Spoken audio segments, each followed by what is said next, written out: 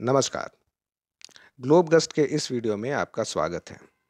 आज के इस वीडियो में हम कार्यस्थल पर महिलाओं के साथ हो रहे यौन उत्पीड़न के बारे में बात करेंगे। यदि किसी महिला के साथ यह घटना घटती है, तो उनके पास ऐसे कौन से कानून हैं जिनकी वह मदद ले सकती हैं? वह कौन सी संस्थाएं हैं जहां पहुंचकर वह मदद हासिल कर सकती हैं? और कौन लोग हैं जो कि उनकी मदद करने के लिए आगे आ सकते हैं? हमारे देश में कई कारणों की वजह से पीड़ित महिला यौन उत्पीड़न के केस को थानों में दर्ज नहीं कराती हैं। कई बार वह यह सोचती हैं कि समाज में उनकी बदनामी होगी। कई बार रिश्तेदारों या फिर दोस्तों की वजह से वह इस केस को थाने में दर्ज नहीं कराती हैं। तो कई लोग इस वजह से भी रिपोर्ट दर्ज नहीं कराते हैं कि अगर केस न्यायपालिका में गया भी, तो कितना लंबा समय लग जाएगा उनको न्याय हासिल करने में।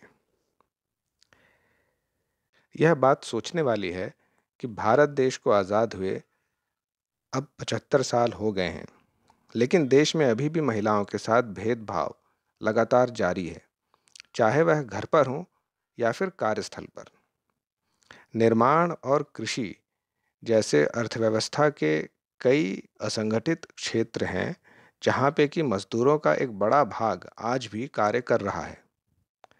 यहाँ कार्य करने वाले मजदूर और घरों में काम करने वाली औरतों के प्रति आज भी यौन उत्पीड़न और दुर्व्यवहार के मामले देखने को मिलते हैं। घर में हो रही मारपीट, अत्याचार और भेदभाव इत्यादि से संबंधित कानून की जानकारी तो फिर भी लोगों को होती है, जिसको लोग थानों तक भी लेकर जाते हैं। किंतु यदि किसी महिला का उनके वर्क प्लेस यानी जिस जगह वह काम करती हैं उस जगह शोषण हो, या फिर उनको किसी अत्याचार या दुर्व्यवहार को झेलना पड़े, तो उससे बचने के लिए एवं दोषियों को सजा दिलाने के लिए क्या कोई कानून मौजूद है? यदि ऐसा कोई कानून मौजूद भी है, तो उस कानून के अंतर्गत महिलाओं को केस दर्ज कराने और इंसाफ पाने का क्या हक मिला हुआ है? इसकी जानकारी लोगों में, खासकर महिलाओं में, कम ही होती है। इस वीडियो में हम इसी विषय पर चर्चा करेंगे। भारत सरकार ने महिलाओं के साथ हो रहे इन अत्याचारों एवं यौन उत्पीड़न को रोकने हेतु कार्यस्थल पर महिलाओं के यौन उत्पीड़न निवारण, निषेध एवं निदान अधिनियम 2013 को लागू किया था, जिसका पालन करना सभी कार्य क्षेत्रों जैसे कि सरकारी कार्यालयों, निजी क्षेत्रों, गैर सरकारी संगठनों और असंगठित क्षेत्रों के लिए अनिवार्य है। यह अधिनियम 9 दिसंबर 2013 को प्रभाव में आया था। पहले तो हम यह समझते हैं कि यौन उत्पीड़न क्या है। किसी भी तरह की यौन गतिविधि अर्थात किसी भी तरह का शारीरिक संपर्क जिसमें व्यक्ति की सहमति ना हो, उसे यौन उत्पीड़न कहा जाता है। यह पूर्ण रूप से व्यक्ति की इच्छा के विरुद्ध होता है। इसमें किसी भी व्यक्ति को उसकी मर्जी के बिना छूना या उस व्यक्ति के साथ जबरदस्ती करना, उस पर शक्ति का प्रयोग करना या किसी भी तरह का शारीरिक और यौन संबंधी कार्य करने के लिए मजबूर करना शामिल होते हैं। यह न केवल महिलाओं बल्कि बच्चों और पुरुषों के साथ भी हो सकता है। यौन उत्पीड़न अधिनियम क्या है? जैसा कि आप इस एक्ट के नाम से ही अंदाज़ा लगा सकते हैं कि यह अधिनियम महिलाओं के साथ हो रहे दुर्व्यवहार के निवारण अर्थात रोकथाम, निषेध और निदान के प्रति कार्य करता है। इस अधिनियम के तहत महिलाओं को कार्यस्थल पर हुए यौन उत्पीड़न के खिलाफ शिकायत दर्ज कराने का पूरा कानूनी हक मिला हुआ है। साथ ही शिकायत समिति को सबूत जुटाने में सिविल कोर्ट वाली सभी शक्तियां प्रदान की गई हैं। यदि कोई व्यक्ति या संस्था इस अधिनियम के प्रावधानों को पूरा करने में असफल होती है, तो उसे 50,000 रुपए से अधिक तक का जुर्माना भरना पड़ेगा।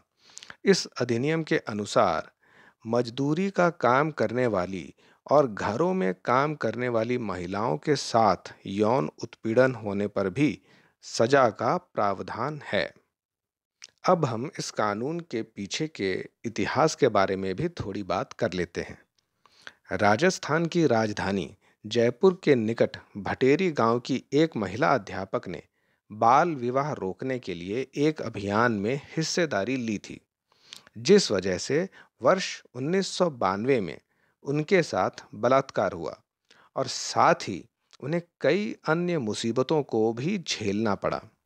चूंकि उनके साथ यह घटना उनके कार्यस्थल पर ही हुई थी, जिस कारण महिला समिति, विशाखा और महिला आयोगों ने सुप्रीम कोर्ट में जनहित याचिका दायर की, जिसके तहत यौन उत्पीड़न के लिए वर्ष 1997 में सुप्रीम कोर्ट ने कुछ दिशा निर्देश जारी किए। सुप्रीम कोर्ट के इन निर्देशों को विशाखा गाइडलाइंस कहा जाता है और इन्हीं गाइडलाइंस के आधार पर कार्यस्थल पर महिलाओं के साथ होने वाली हिंसा को रोकने के लिए वर्ष 2013 में यौन उत्पीड़न अधिनियम पारित किया गया। इस अधिनियम के अनुसार यदि किसी संस्था में 10 से अधिक लोग काम करते हैं और वहां महिला का उत्पीड़न होता है, तो उस व्यक्ति के खिलाफ कानूनी कार्यवाही की जा सकती है। किन संस्थाओं पर यह लागू होता है? यह अधिनियम उन सभी संस्थाओं पर लागू होता है जिनमें 10 से अधिक लोग कार्य कर रहे हैं। यह कानून कार्यस्थल पर महिलाओं के साथ हुए यौन उत्पीड़न को अवैध यानी कि गैर कानूनी करार देता है। यह कानून उन महिलाओं के लिए बनाया गया है जिसका किसी भी कार्यस्थल पर यौन उत्पीड़न हुआ हो। इस कानून के अंतर्गत यह जरूरी नहीं है कि जिस कार्यस्थल पर महिला का उत्पीड़न हुआ है वह वहां नौकरी करती हो। उदाहरण के तौर पर, यदि कोई महिला किसी कार्यस्थल पर नौकरी के लिए इंटरव्यू देने गई हैं और यदि उस वक्त उनके साथ कोई दुर्व्यवहार या यौन उत्पीड़न होता है, तो उसे भी इस कानून के अंतर्गत समान अधिकार प्राप्त होंगे।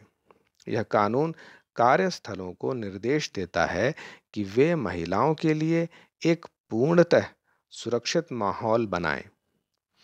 यह कानून यौन उत्पीड़न के अलग-अलग प्रकारों को चिन्हित करता है और इसके साथ ही यह महिलाओं को बताता है कि उनके साथ हुए उत्पीड़न के खिलाफ वे किस प्रकार शिकायत दर्ज करा सकती हैं। यदि कोई महिला झूठा मामला दर्ज करवाती हैं, तो ऐसी स्थिति में उस महिला के खिलाफ कार्यवाही करने का भी प्रावधान इस कानून के अंदर है। वीडियो की समय सीमा को सीमित रखने के लिए इस वीडियो में इतना ही। इस विषय से संबंधित और भी जानकारी के लिए इस वीडियो का दूसरा भाग अवश्य देखें। धन्यवाद।